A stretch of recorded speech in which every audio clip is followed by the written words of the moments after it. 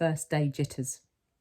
Okay, so I admit that the first day of school I was so nervous that the butterflies in my stomach were more like pigeons flying around my insides.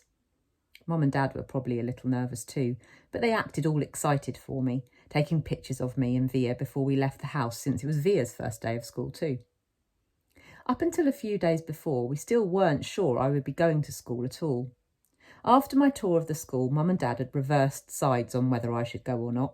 Mum was now the one saying I shouldn't go, and Dad was saying I should. Dad had told me he was really proud of how I'd handled myself with Julian, and that I was turning into quite the strong man. And I heard him tell Mum that he now thought she'd been right all along. But Mum, I could tell, wasn't so sure anymore.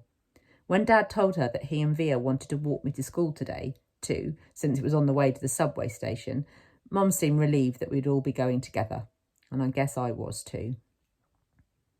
Even though Beecher Prep is just a few blocks from our house, I've only been on that block a couple of times before. In general, I try to avoid blocks where there are lots of kids roaming around. On our block, everybody knows me and I know everybody. I know every brick and every tree trunk and every crack in the sidewalk. I know Mrs. Grimaldi, the lady who's always sitting by her window, and the old guy who walks up and down the street whistling like a bird. I know the deli on the corner where Mum gets our bagels, and the waitresses at the coffee shop who all call me Honey and give me lollipops whenever they see me. I love my neighbourhood of North River Heights, which is why it was so strange to be walking down these blocks feeling like it was all new to me suddenly. Amesfort Avenue, a street I've been down a million times, looked totally different for some reason, full of people I never saw before, waiting for buses, pushing strollers. We crossed Amesfort and turned up Heights Place. Via walked next to me like she usually does, and Mum and Dad were behind us. As soon as we turned the corner, we saw all the kids in front of the school. Hundreds of them talking to each other in little groups, laughing or standing with their parents who were talking with other parents. I kept my head way down. "Everyone's just as nervous as you are," said Via in my ear. "Just remember that this is everyone's first day of school, okay?" Mr. Tushman was greeting students and parents in front of the school entrance. I have to admit, so far, nothing bad had happened.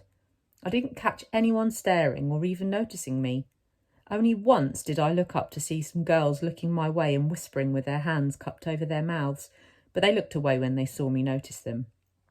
We reached the front entrance. "Okay, so this is it, big boy," said Dad, putting his hands on top of my shoulders. "Have a great first day. I love you," said Via, giving me a big kiss and a hug. "You too," I said. "I love you, Augie," said Dad, hugging me.